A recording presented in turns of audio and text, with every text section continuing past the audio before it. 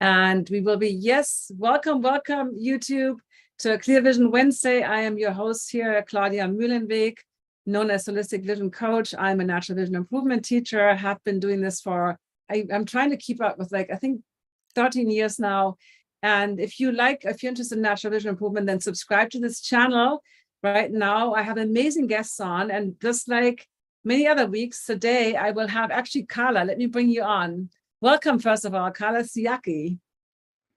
Hi, everybody. Hi, Claudia. So, hey, you were on before, and this is one of my most popular episodes, is the one that you were on. So I cannot wait to, we were so excited when we talked the other day, right? Like, what can we talk about? And so you are just really, quickly, you do work with EFT. You're obviously a natural vision improvement teacher. You work with Mary Morrissey's Dream Builder program. You've trained extensively with Joe Dispenza, and you're a master musician, violinist, singer, songwriter. I mean, it's just like so many accolades.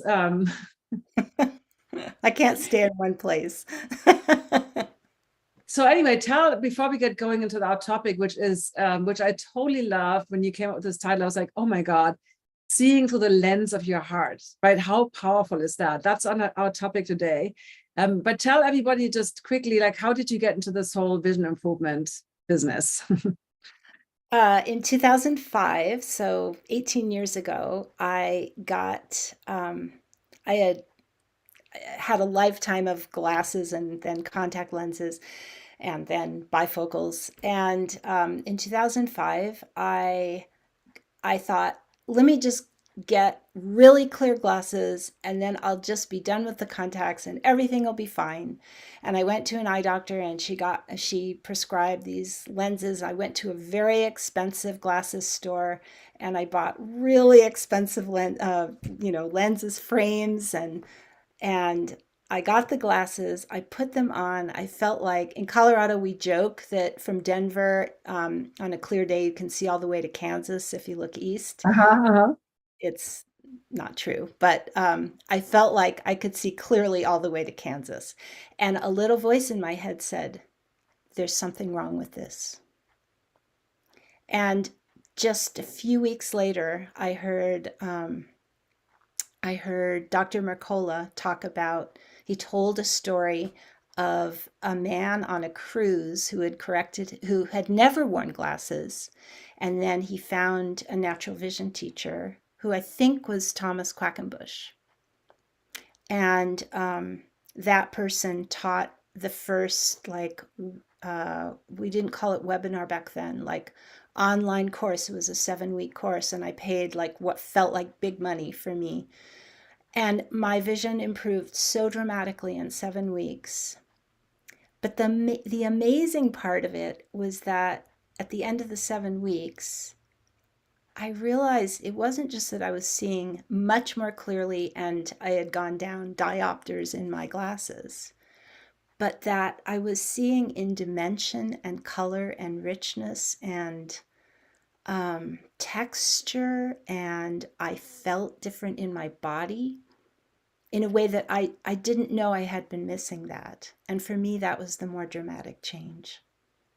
That is so beautiful. And I think it ties beautifully into our topic today, because visual acuity, that sharpness, right? Where you're like, and I mean, I'm assuming when you said this felt wrong, that these glasses were just giving you this versus the natural feeling of having sharp vision, right? There's this kind of weird device that creates this thing.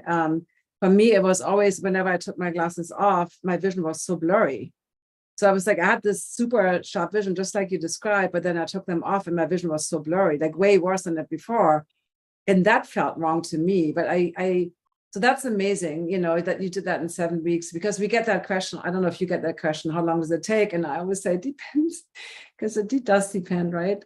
Yeah, But what you talked about, like, it's so much more than visual. Eyesight is visual acuity, right? 2020, 2010, all this stuff, but vision is so much more. And that's what we're going to talk about today. So exactly. And I want just, for full disclosure, I still do wear glasses at night for driving. And because I was myopic, myopia and astigmatism. And mhm. um, and I have a little tiny bit of astigmatism remaining, which makes it difficult for me to read music because of the angle of the astigmatism, makes music on the staff unclear. So I also read music with glasses on. So Did people you? see it in glasses, but I'm curious if you, because you play the violin, right? And you obviously guitar and other instruments, but they did this study, with the posture, the Norwegian study with the yeah, orchestra music. That's how they found that all the violinists have the same axis of astigmatism. Because if the sheet music, maybe you should put the sheet music up at the same angle or something like that, right? Because there's this eyes are moving this way, but the sheet music is that way, and there's a kind of talking. I don't know how we want to describe it, but yeah, that's interesting. it is interesting, and it's an ongoing journey. I mean, I'm still working on that. And nowadays, people read music on an iPad, and so it's backlit, and that actually is helping me sometimes read without glasses. So Interesting. So for most people, that feels more like a strain. I love this totally honest discussion here because, I tell my clients too, like when I'm really stressed, the astigmatism in my right eye kind of flares up, right? It's kind of this, when I'm not trusting myself to make decisions, then it's like this blurry, and I keep asking everybody else for advice. And I had a client once tell me, I don't know if you had something similar, you must be so relaxed all the time. I'm like, come on, I'm human. I just had a big first 3-day event, which was a wonderful event. Everybody that was, there in my first, and it was a lot. I mean, I love teaching. It was 28 hours straight, pretty much. Of course, a little sleep in between, but yes, was I stressed putting it all together, and did my vision get a little blurry during that time? Yeah. But right, you and I know what to do instead of, so yes, my vision just changes like everybody else's and just like yours, right? When we are stressed, worried. And so let's switch a little bit. Like, so when you came up with this idea, seeing through the lens of your heart, explain that a little bit. Like, all what right. do you? So I have a healing practice called Doorway to Healing. And the way that I came up with this name, and it's turned out to be the most perfect name for my practice in more and more ways, is that the the healing that I've had in my life really came from walking through the doorway of the pain that I was suffering. I suffered from an eating disorder and depression and constant digestive difficulties and pain, and pain in my body, and a lot of food allergies and sensitivities, anxiety. I mean, the list was long, and some chronic illness as well. And it was only by, um, like, it's hard to put into words, but engaging in the journey of well, what is it going to be to live with this, and what is helpful to me and what isn't helpful to me, as opposed to what pill can I take or what protocol will just eliminate this problem. And of course, believe me, I tried all of those things, but none of them worked. So I was lucky enough to have things that couldn't just be cured by an easy little, you know, shift of a pill or a protocol. And so my journey turned out to be, I go on the path of navigating this pain or this condition, and that changes me. And then there's sort of less place for the condition or for the malady or for the pain, because I've become more myself. And some people say, the way that some people say it is, somehow I helped create this. So if I helped create it, there must be a way for me to create something else. And so I see anybody's suffering as the doorway to their healing, as opposed to the healing being eliminating it. It's the doorway in, and it's not the doorway into the condition, it's the doorway into the person. And what's at the core of the person, but of course the heart. So you're right. I'm one of the advanced students of Joe Dispenza's work. That just means that I've taken the courses of sort of the introductory courses, and then I've attended advanced workshops that are a week long. And then there's even another level of advanced follow-up, he calls them. And in his work, it's very clear that the people who have a spiritual experience or have a healing or both, and often it's both, they experience their heart opening, like, like in a very big way. So I've just done a lot of thinking about this, and I also took I did some studying with the Heart Math Institute. So, are you ready for this? This study just absolutely blows everybody's mind, and I've listened to the YouTube recording over and over to make sure I'm not mishearing. And I've also read about this experiment and read it over and over again. So they did an experiment where they had people sit in front of a computer monitor, and the computer was going to generate one of two photos, like there were two series of photos. So there was on one side, there were photos of beauty and happiness and, like a mountain scene or whatever. Those were the happy and beautiful ones.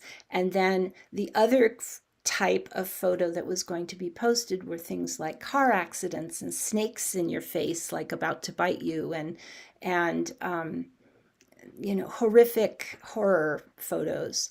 And they hooked people up to all sorts of monitors to their hearts, their brains, and their autonomic nervous system responses. And the computers were set to choose the photos at random. So for each person that sat down in front of the monitor, it was going to show the photos in a different order.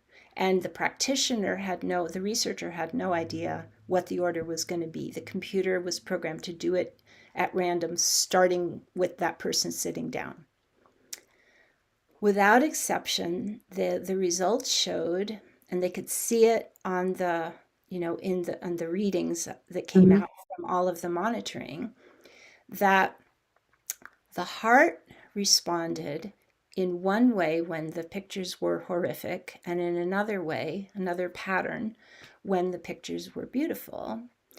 The heart responded before the autonomic nervous system and before the mind, but the heart responded before the eyes saw the photo. Wow. And that's the part that I go back and I go, am I sure I heard that correctly?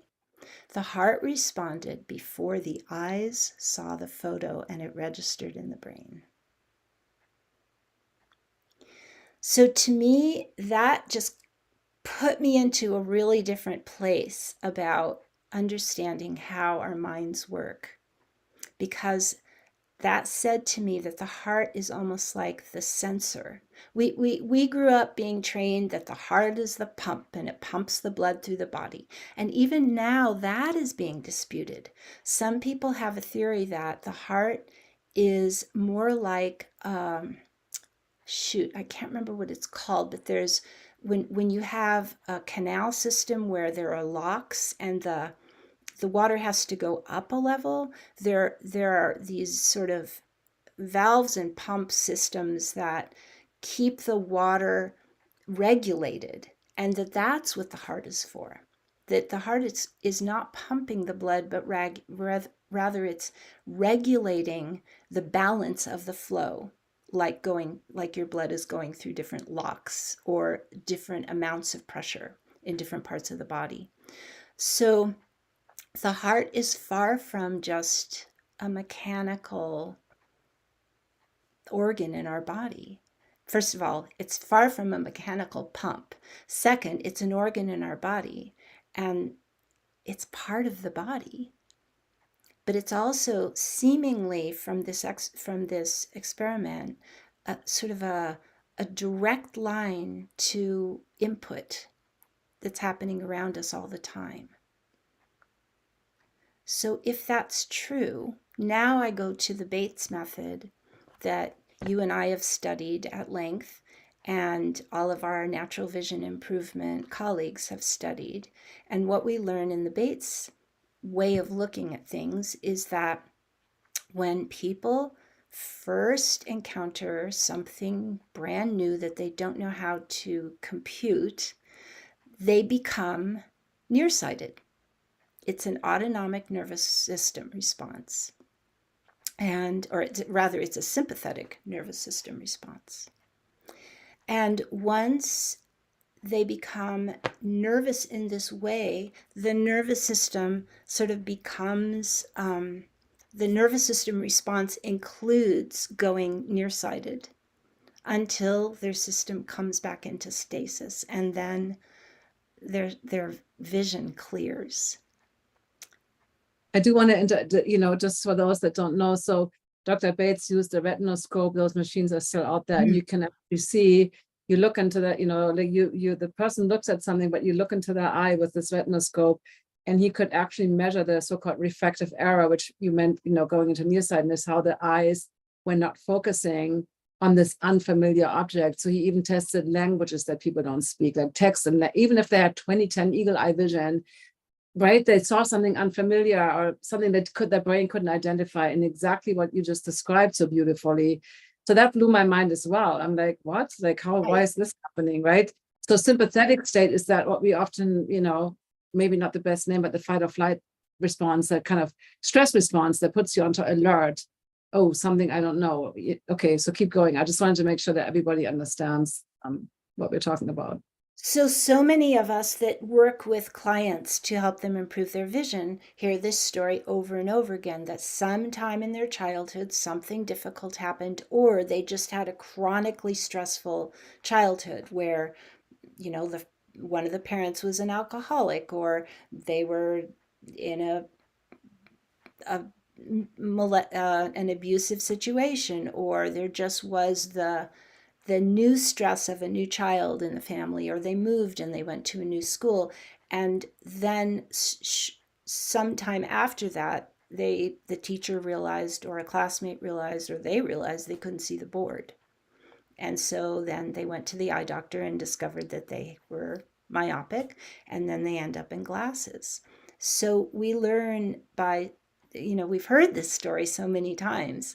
And what Dr. Bates mastered was helping people relax from the inside out, is sort of how I think of it. And I believe, Claudia, that he just was a natural healer. I really do believe that. People walked in his office and felt better already, his presence. But I also have the sense that, especially now through the eyes of this experiment that I recounted, I believe that what he was doing was helping helping people reconnect and reopen their hearts. They were gaining trust in them, their inner self. So he gave them ways of engaging their imagination, ways of engaging their bodies in movement, and also a lot of just better habits with their eyesight. So what some natural vision improvement teachers find is that they can teach all the mechanical things to do with their clients, but the clients don't mean, if they do experience improvement, the improvement isn't maintained. Mm-hmm. So I prefer to do the inner work. And it turns out that that's all of my doorway to healing work is about, this going into this tender place inside, because that's where the healing is. That's always where the healing is. And that's the part I just love the best, because it's a different path for each person. So all those things you listed in the beginning, whether I use reconnective healing or tapping, or whether I use my coaching skills or skills that I learned from my 12-step program and principles and reframing, it's all going within, and it's just that some ways are more accessible for this person than that person. And so it's finding the way in. I absolutely love this. And I said how you talked about the heart is not just this pump, this mechanical thing. And that's with most eye, professionals, eye care professionals, they look at this eye as this mechanical thing. I have one here. That is, you can take apart, but there's the lens and the cornea, and this part is wrong, and that part is crooked, and Really whatever, right? funny. Yeah. Um, and then Bates was really the first, he was an ophthalmologist and Columbia professor. People always say this old guy, he talked about what you said, the brain, that we see in the brain, and that we in the brain, which is connected to the heart, right? But it's like that whole idea of imagining what he would call favorable conditions or something pleasant, right? Yeah. Like 100 years ago, the language was think of something pleasant and loving and all those things. So I absolutely love how you describe this in a very different way. And I'm just curious, how do you find, because we did that, you were part of the documentary. I think the Nathan and Barry did that. No, No, you I were not. wasn't. No, um, I wasn't on that one. Too bad. Anyway, they did the documentary. Two of our colleagues did a documentary, Vision 2020, from eyesight to insight, which is available for, it's, I think, really inexpensively. I think it's, I don't even know, Vision Oh, yeah. 2020 movie, something. Yeah. Nathan Oxenfeld is kind of hosting it on his website. But yeah, but he, like what I find in my programs, and I'm curious what you find, that when I approach it from like that emotional work and all that, like nobody would do it. Like they come kind of for the 2020 vision. Then we do and we do natural vision habits, and I do my fascia release and body work and all those things, right? Yeah. But and then it's like this kind of like opening up, like, wow, like this is so much bigger than I thought. But if I don't know about you, but I noticed when the marketing, kind of like how you hook people or whatever, and it's not meant in a bad way, but how people get interested. This was me, certainly. I got interested with the vision, with the glasses, getting rid of glasses. That was my way in. And then I discovered so much more about it, right? But it was like, does that make sense? I'm curious what you experience, and maybe your practice is set up in a different way. Um, It's a great question, and I feel like I'm probably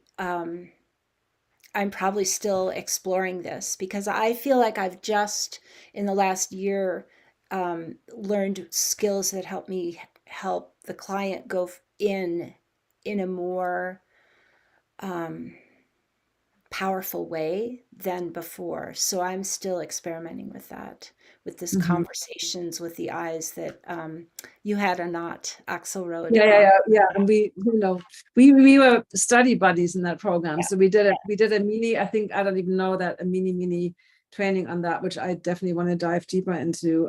yeah. So yeah, I just be interested in your experience overall with, this work, because at the end of the day, we can't help people if we sit on our high horse or whatever it is and talk about all these things, but Right, people are like, what are you talking about? Like, I just right, want to right, get rid of right. my glasses, right? Yeah. So um, yeah, when people come to me, I start off sort of searching for, do they do well with the eye chart, or is that not a good way in for them, or do they do better with palming? And like palming was not great for me when I first started. It didn't help me at all.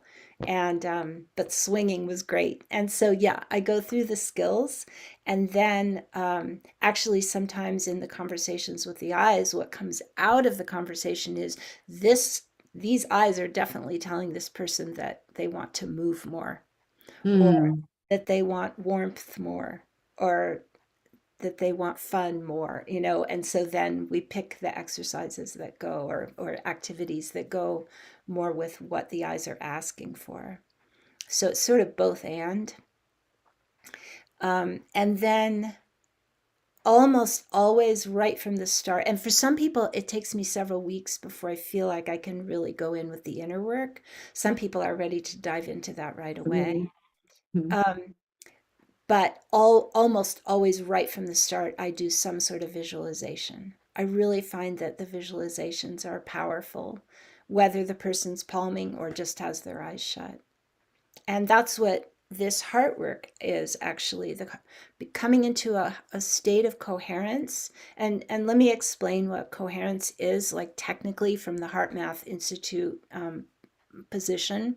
What they're describing is that there's a they're looking at heart rate variance, the HRV measurement, and they have machines to measure this. But on a piece of paper, basically, or if you were looking on your app, then what you see is this very regular sine wave from it's this coherence between your heart and your brain. And if you were to look at, if you looked at a person who's sitting in stress and a person who's sitting in coherence, what you would see is that the waves of the measurements of the heart um, energy, or electromagnetic energy that's coming out, that the waves are incoherent. They're not regular. They're sort of up and down different amounts, and that they're not regular in this direction either, and that a person with a coherence between heart and brain, those waves sync with each other. They are in harmony with each other. And so when a body is in that kind of coherence between the heart and the brain, there can be healing. There can be you can you certainly, you're going to think more clearly, but your heart is going to be in your decision making. It's not going to be analytical. Dr. Joe Dispenza talks about beta waves versus alpha waves versus theta waves versus gamma and even delta. And when someone's in beta or high beta, then the brain is, you can see it on the if you look at the graphs, the readouts of all of the waves, you can see the difference, that the activity of the brain is slowing to alpha, and then alpha to theta is like as we're falling asleep. But we want to stay awake and almost asleep.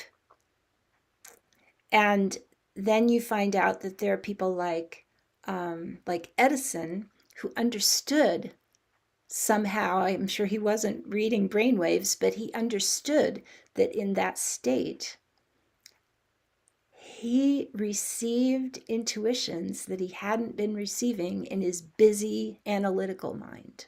I think Einstein refers to that as well, that he would play the violin, which put him in a certain brain state, and that's often when he would get an inspiration.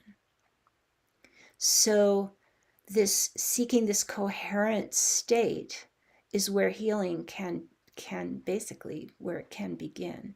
And that when we do visualizations with clients, we're bringing them into that state. We can do a little bit right now if you want to do a heart coherence moment.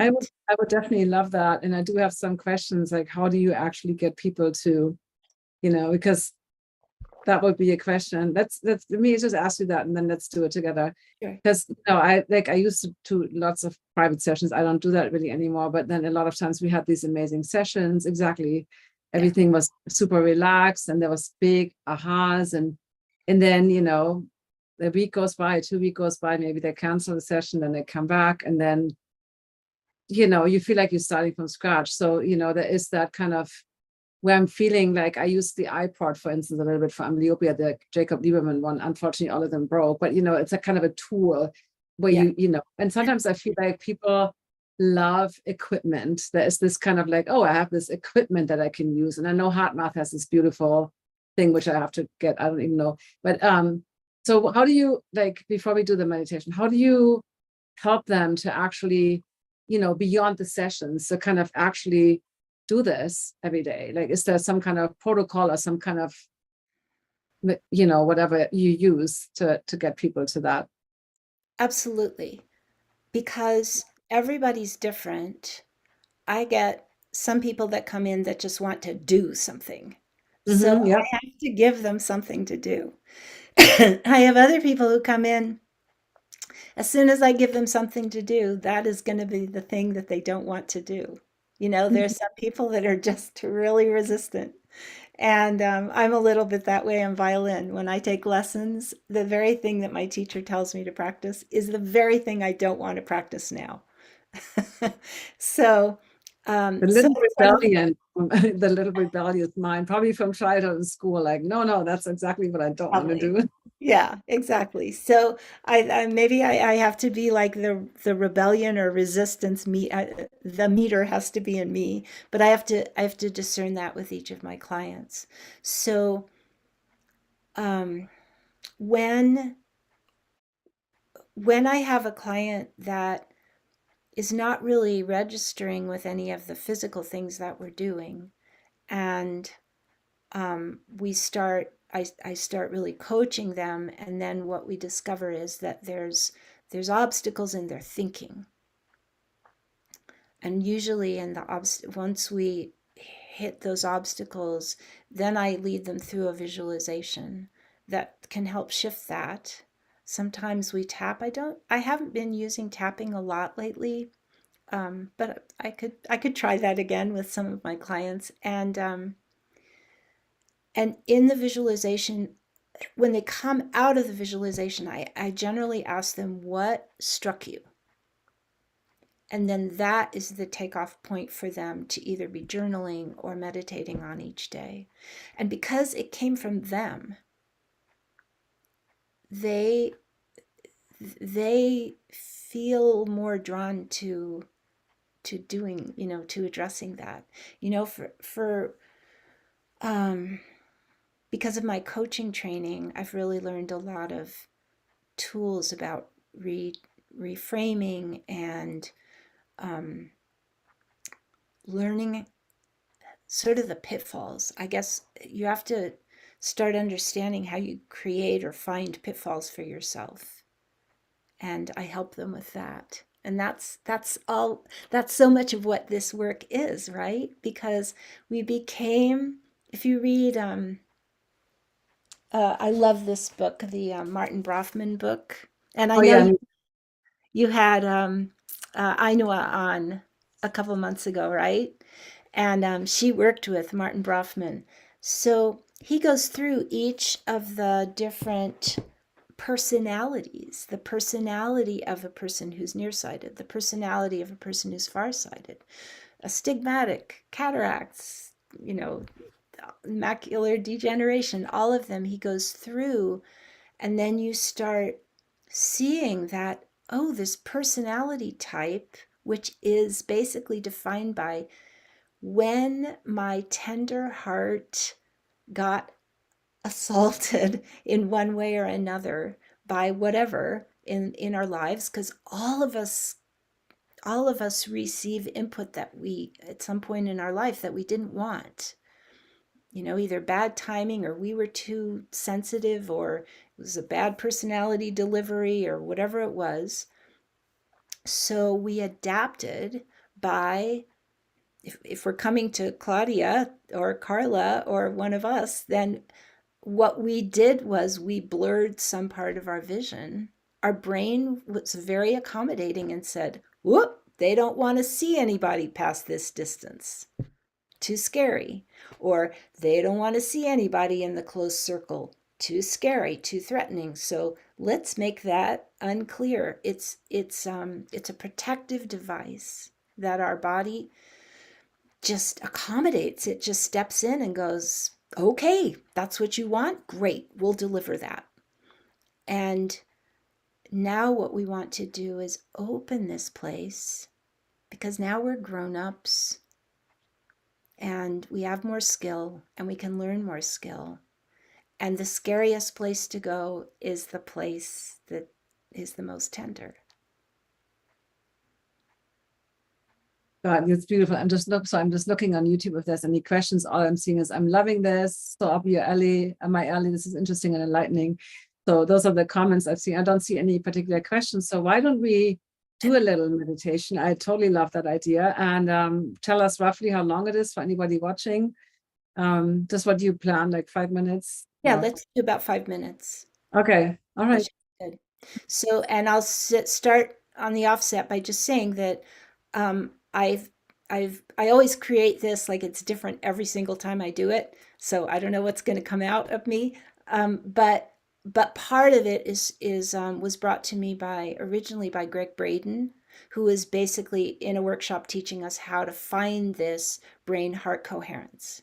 Okay, so we're going to start with that, and then I'll take it wherever it Okay. feels. And you want us to do palming or just close our eyes? You can do either one. If you Okay. really love palming, then get your pillow or your palming stick, and you can palm. And if you prefer to just That is close your eyes and relax, you may do that. Okay, I will actually put you in full speaker mode so everybody All right. sees you full screen. Okay. Okay. So go into palming position or close your eyes. Well, and close your eyes either way. And I always begin by having people breathe out. Just let go with your exhale. And at the bottom of your exhale, just let the breath stay out until a new breath wants to come in. And then your body will just turn around into a new inhale. And then at the top of your breath, allow your breath to just turn around. Same way, you'll get to the top of your breath. You don't want any more breath. And now don't do anything to make it happen, just allow. And it now will take you about 3 or 4 breaths to kind of find this rhythm for yourself of breathing out all the way, allowing the turnaround, breathing in all the way until it wants to turn around. Some people experience this as a circle. Some people experience it more as a going down and coming up. And some people experience it more as an oval. Whatever you are feeling and sensing as you breathe this way, just allow it and enjoy it.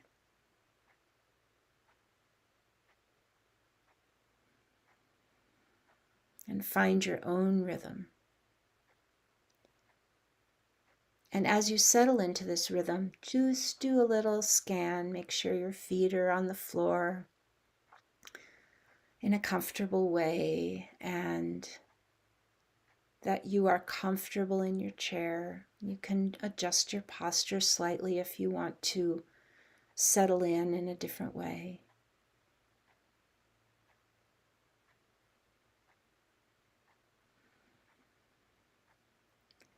And now bring your attention to your heart space. So for some people, this is really literal. They feel where their heart is. For some people, it's more just kind of where you would put the palm of your hand if you were saying, I love that. It's where that hand would go if you were saying that. And some people, it's helpful to just think of their core, this place where they feel like is the core of them, their feeling self. And as you come into that place, and some people think of it as the heart chakra or the energy center that is in that place. Just breathe. Imagine that you're breathing into this heart space. And then you're breathing out from there.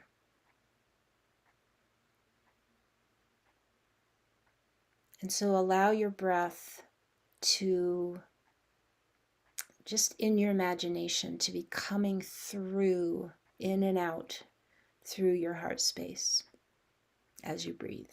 As you breathe this perfect and beautiful rhythm for yourself.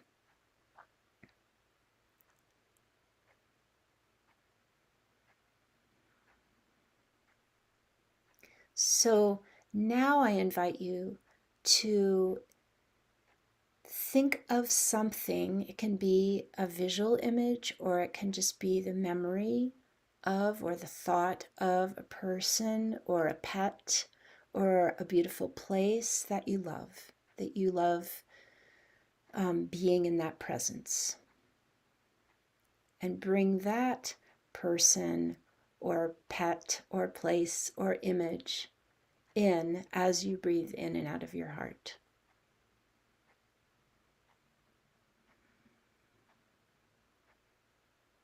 So we're just focusing on this feeling of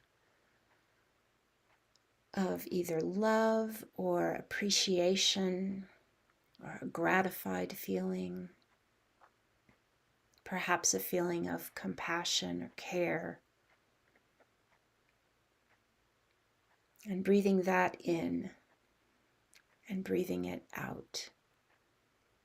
And as you do this, and your focus is on this heart space and on this being or place that you find beautiful or love-filled, imagine it's like igniting a candle or a warmth, a glow, and that glow is in your heart. And as you breathe in and out, that glow is radiating more and more and more. And it's radiating in all directions. So the glow is growing in terms of its circumference, and it's radiating out your front, it's radiating out your back, it's radiating in all directions. And it's a beautiful warm glow.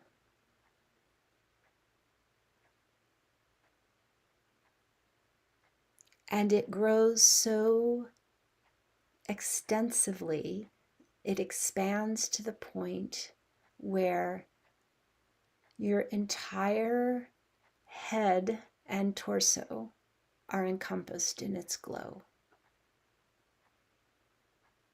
And you're breathing now into your entire torso and head, centered in your heart space.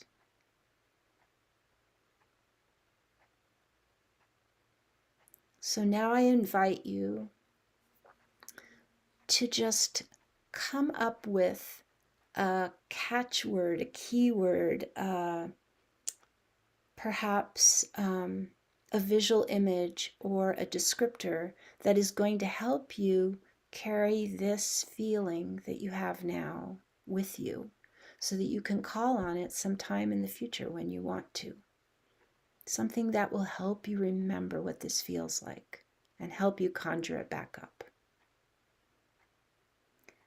And then whenever you're ready, you can flutter your eyelids open and come back into the Zoom room or the YouTube room, whatever room you're in. Oh, that was beautiful. So relaxing. It's relaxing, but wouldn't you also say that in a way you feel more yourself and more alive at the same time?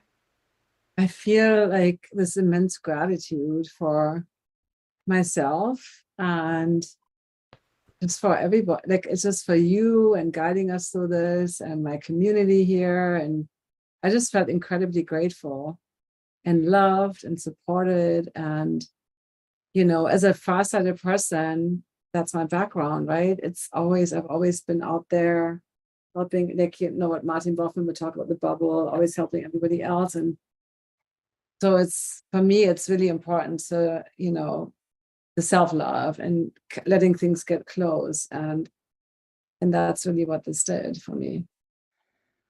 Yeah, that's And we great. can see on YouTube if anybody had any comments, you know, we don't, well, somebody said thank you, Hannah said thank you, but yeah. Well, and if Yeah. people want to type in the word Oh yeah. that like encompasses their image or their feeling so that they can carry it forward, those would be fun to read. Yeah. I just put love. For me, it Yeah, was just me too. yeah. And I definitely feel it like, and it's also interesting. I don't know if I'm really interested in the human design, you know, had somebody on talking about human design. I don't know if you know the methodology, but I'm an emotional authority. So emotional authorities is always that emotional thing going through the heart versus a sick. You talked earlier, right? How some people have more that gut feeling and a sick, no, not sacral. I think it's called sacral authority. I'm super a beginner in human design, but they have more that gut feeling, right? Where they have to be like, like more that way. And I know there's other authorities. Like I said, I'm just a beginner, but I realized I have to kind of go through my emotions. And that's why I'm like, other people, how can you like like for me, every time I trusted my gut, what we always say, right? Just trust your gut. It didn't always work. I really had to trust my feelings Yeah. and explore and sit with it a little bit, like not make these rash decisions that other people might be able to do. Heart warmth, comfort, warmth, heart glow, compassion. Yeah, wonderful. Yeah. Beautiful. Yeah, Yeah. and And Claudia, the thing is that when we try to protect ourselves, we want to feel comfortable. And especially, I mean, maybe it's true in other cultures as well, but certainly in our culture, this idea of either avoidance or burying it or distracting ourselves like seems to be respected. And but the way feelings are meant to be something we move through. What happens when we are resisting a feeling is part of it is we close our hearts. And there's an energetic healing practice out there there are thousands of practitioners in the United States alone called emotion code. And yeah. um, and in one of the first things a practitioner does is identify whether their client has what they call what emotion code calls a heart wall. That we literally create an energetic wall around, like a shield. I had an acupuncturist once say to me, "You don't have to make your skin into a hard shield, Carla." I didn't know I was doing that. So we don't really see our own default ways of trying to protect ourselves. We just want to feel safe. But as long as we just want to feel safe, we're in survivor mode and our heart is not open. So ironically, removing the wall and opening the heart, it feels so vulnerable. But then go study with Brene Brown. She'll help you with vulnerability. It's That's how we're going to connect, and that's how we're going to heal. That's how our eyesight is going to get more clear, because then we'll be more clear on who we are and what we want and what we don't want. Wow, there's so much gold in every word that you're saying. This is just amazing. You're getting some really nice YouTube feedbacks. And I know we're basically out of time, but I kind of wish we could continue talking, and maybe we have to bring you on again, because this is so powerful. And I agree to everything. It's like in our culture, right? It's like Yeah. there's too many news and all the bad stuff, and everybody like don't trust anybody, and everybody's just going to try to rob you or kill you or whatever. And it's it's like being that vulnerable. And I did a training with a relationship coach many moons ago who was amazing. And my vulnerability, like every time I talk about my childhood, I would break into tears. And he said, the vulnerability is really your superpower, right? It's your kryptonite too, because you can also Yeah. collapse, can go.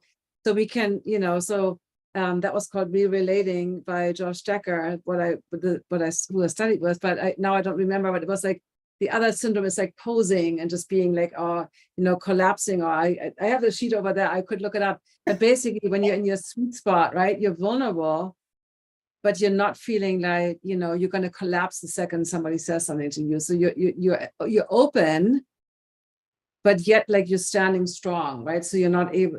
But you're not the poser or imposter who's trying to fake it till they make it. So that was so, I almost have to come back to that, but it was all about welcoming those feelings, like being welcoming, right? Being welcoming to yourself. And I think, like you said, we're so trained to, drugs, alcohol, like just sweep it under the rug, like, don't talk about it. Or I've been on dating apps recently, in all truthfulness. And it's like a lot of guys like, no, I don't want any drama. And with drama, they mean we don't want any emotions. We just want to function and everything, all the ducks in a row. I'm like, okay, no, and it doesn't mean on purpose drama, but that to me at least means a lot of times I'm drama free, or drama queens are the bad, they make everything this big. But it's, you know what I mean? I feel like now, like since you brought up our society, I think there's so much, are you too emotional? Are you too much? There's all this kind of rubbish, especially against women, that is really, letting us feel like we shouldn't be emotional. We should just, we shouldn't open our heart. We should just, So anyway, and I love how you connected it with the eyesight, because it is so connected. Yeah. And it's so connected. How could it not be? Once you get into this work, you learn it can't not be connected, but um, it's a pathway. It's not an immediate. Yeah, it is. I mean, they say the eyes are the windows to the soul, but an eye doctor is not going to look for your soul. And my dear friend Rodka Thompson, who's an ophthalmologist, she says the eye, it's the window to the health, which is also really important, because you can see the physical health and heart health and all that stuff. But yeah, that's, we probably can't expect that. But I think, thank you so much. This was a really great discussion. I'm just, there's so many awesome comments on YouTube. I really, everybody is just so appreciative of your words and what you shared with us today. And I am definitely super appreciative. So we will come to, we will do just a little bit extra time in my Clear Vision Club here on Zoom, but we were going to say bye to YouTube today. And thank you so much. Do you have a YouTube channel? Tell us quickly how people can find you. So if they want to work. You have my name, and they can just look up my name, or they can look up Doorway to Healing. And I do have a channel. There's not a lot on my YouTube. I've been focusing more on Facebook, and that's just my personal page on Facebook. And I have a website, and I have an Instagram account, and they can find my name. I will put that into the YouTube chat really quick. I know we have it all in the show notes. Underneath the video. Every time, we get so many comments, where can I find this? Where can I find that? And then I'm like, it's all directly under the. Yes, right underneath. Yeah. You just have to scroll for 2 seconds, for 2 hot seconds, you have to scroll. Right. So I'm going to put this into the chat. So when people want to connect with you or work with you, and you do work with people, just tell us quickly, do you do any group programs, or is it just one-on-one, or how do you work? Yes and no. So I'm starting a program. I just started in September, where I'm doing a monthly workshop, and it's on all of these things. I feel like all of them are the same thing, but I just use different titles to go not the same place. But like the one I gave in September was on forgiveness, and October. That's a good one. It was good. And then there'll be one October 12th. I think the one after that is November 12th. So I'm going back and forth between weekends and weeknights, and a different topic every month. And eventually I'm going to be filling in with some support work during the weeks in between.